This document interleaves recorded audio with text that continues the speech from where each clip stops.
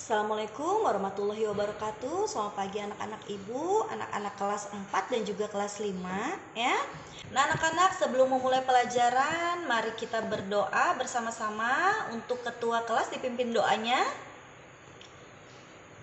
Amin. Ya, terima kasih. Nah, anak-anak, untuk link absen sudah Ibu share di Google Form. Silahkan kalian isi untuk kehadiran hari ini. Nah, anak-anak, hari ini kita akan membahas materi untuk kelas 4, muatan IPS tentang kenampakan alam dan manfaatnya, dan juga untuk kelas 5, muatan bahasa Indonesia tentang mengidentifikasi cerita rakyat. Nah, anak-anak, kita mulai dulu untuk kelas 4 ya, muatan IPS tentang kenampakan alam dan manfaatnya.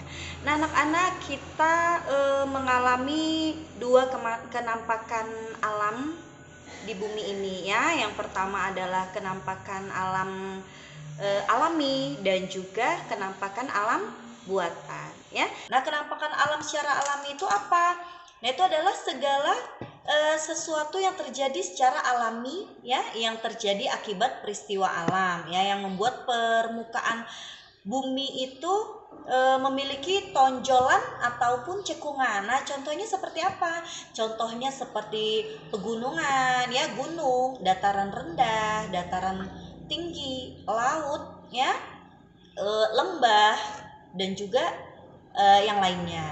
Nah, terus ada juga kenampakan buatan. Nah, kenampakan buatan itu adalah peristiwa yang terjadi akibat campur tangan manusia. Contohnya seperti apa? Contohnya seperti waduk ya, seperti kebun binatang, cagar alam, gedung-gedung, gedung rumah sakit ya, sekolah dan lain-lain. Nah, manfaat dari kenampakan alam itu sendiri ya, contohnya seperti laut. Nah, laut itu digunakan oleh nelayan untuk mencari ikan atau menjaring ikan ya. Nah, perlu anak-anak ketahui juga, laut itu bermanfaat bagi kehidupan manusia. Kenapa? Karena laut merupakan penghasil oksigen terbesar juga anak-anak ya.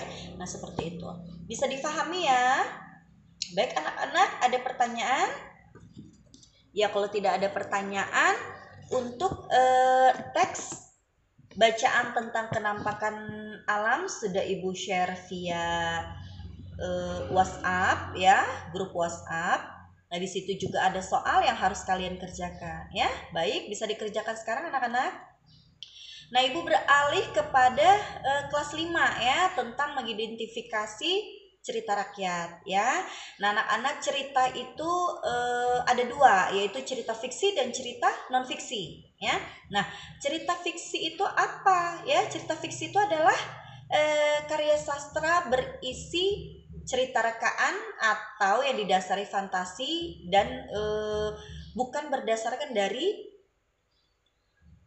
kejadian nyata ya, seperti itu. Terus ada juga cerita non fiksi. Nah, cerita non fiksi ini merujuk pada setiap tulisan yang bersifat informatif ya, yang penulisannya itu bertanggung jawab atas kebenaran dari peristiwa tersebut. Nah, anak-anak, dalam hal ini kita membahas tentang cerita fiksi ya, yaitu cerita rakyat. Nah, anak-anak, di cerita itu kalian bisa menemukan unsur-unsur dari cerita tersebut. Unsur-unsurnya apa saja? Ada watak tokoh ya, ada alur cerita, terus ada juga latar peristiwa dan amanat ya. Nah, watak tokoh itu apa? Watak tokoh adalah sifat yang dimiliki oleh tokoh yang ada dalam sebuah cerita. Nah, ada juga alur cerita. Nah, alur cerita itu adalah urutan atau rangkaian peristiwa yang membentuk sebuah cerita. Terus ada juga latar peristiwa. Latar peristiwa itu suatu keterangan mengenai tempat, waktu, ya. Terus ada juga suasana dalam sebuah cerita. Nah, terus juga ada amanat anak-anak. Nah, amanat itu adalah sebuah ajaran moral atau pesan moral yang disampaikan pembaca yang ada di dalam sebuah cerita. Ya, sampai di situ sudah bisa difahami anak-anak? Ada pertanyaan?